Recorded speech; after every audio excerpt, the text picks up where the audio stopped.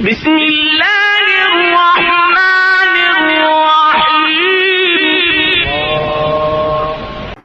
سوال یہ ہے کہ کیا اولیاء کی کرامات سچی ہیں یا جھوٹی ہیں؟ بہت سارے لوگ مسلمان کرامات کو تو مانتے ہیں، لیکن اب ایسا ہو گیا ہے کہ بہت ساری من گھڑت کرامات کو بھی سچی کرامات کے ساتھ شامل کر لیا ہے۔ تو اب مسئلہ یہ آ رہا ہے کہ ہمیں کیسے پتہ چلے گا سچی کرامت کون سی ہے اور جھوٹی کرامت کون سی ہے؟ اس کی تحقیق ہم کیسے کریں گے؟ ہم کس پر یقین کریں، کس پر نہ کریں؟ تو اس حوالے سے شریعت کی روح سے ہم دو چیزیں دیکھیں گے۔ دو چیزیں اگر درست ہوئی تو تب ہم یقین کریں گے کہ یہ کرامت کسی بھی ولی کی ہے تو یہ سچی ہے، ورنہ جھوٹی ہے۔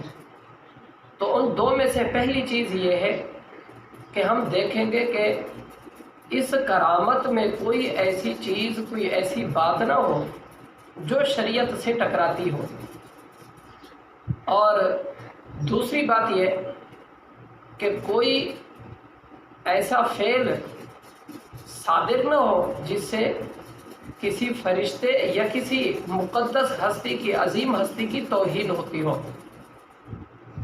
اگر کسی کی توہین پائی جائے تو وہ کرامت درست نہیں ہوگی، وہ کرامت جھوٹی ہوگی۔ اور اسی طریقے سے جو پہلی چیز بتائی گئی کہ شریعت سے نہ ٹکراتی ہو، شریعت کے احکام سے، بنیادی اصول سے نہ ٹکراتی ہو، تو پھر وہ کرامت بھی درست ہوگی۔ مثال کے طور پہ جیسے ایک کرامت بیان کی جاتی ہے شیخ عبد القادر جیلانی رحمۃ اللہ علیہ کی، کہ آپ نے روحوں میں سے فرشتہ لوگوں کی روح قبض کر کے جا رہا تھا، تو آپ سے کسی نے آ کر کہا کہ فلاں بندہ فوت ہو گیا، اس کا انتقال ہو گیا ہے۔ تو آپ نے آسمان کی طرف ایسے نظر کی اور پھر واپس آپ نے اس کو بتایا کہ وہ بندہ زندہ ہو گیا ہے۔ واہ بھائی، ایسے زندہ ہو گیا ہے۔ ابھی اس کو یعنی جو لوگ عوام میں مشہور ہے، لوگ جو اس کو بیان کرتے ہیں، بتاتے ہیں، تو ان کا مقصد تو کرامت بیان کرنا ہوتا ہے، لیکن اس میں فرشتے کی توہین پائی جا رہی ہے، کیونکہ فرشتہ اللہ کے حکم کے علاوہ کسی کی روح قبض نہیں کرتا جب تک اس کو اللہ کا حکم نہ ہو۔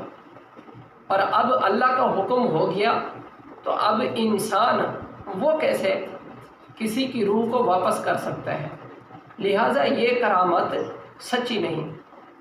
اسی طریقے سے شریعت کے کسی اصول سے نہ ٹکراتی ہو تو تب اس صورت میں کرامت کو درست مانا جائے گا، ورنہ وہ کرامت من گھڑت ہوگی جو لوگوں نے خود بنائی ہوئی ہوگی۔ یہ دو چیزیں ہم دیکھیں گے۔ ان دو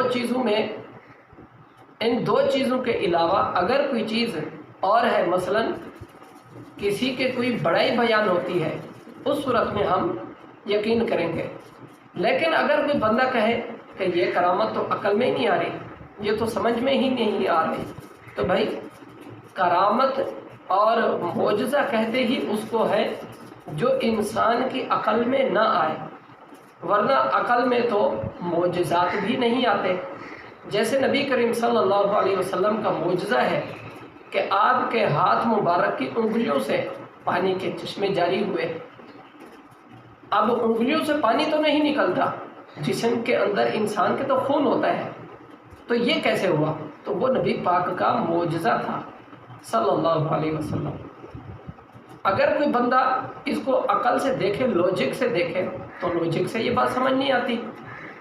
لوجک سے اگر اس کو دیکھیں گے، عقل سے دیکھیں گے، تو عقل کہے کہ بھائی یہ بندہ جو بتا رہا ہے کہ انگلیوں سے پانی کے چشمے جاری ہوئے، یہ بندہ جھوٹ بول رہا ہے، یہ کہیں حدیث میں نہیں ہے، یہ نبی پاک کا معجزہ نہیں ہے۔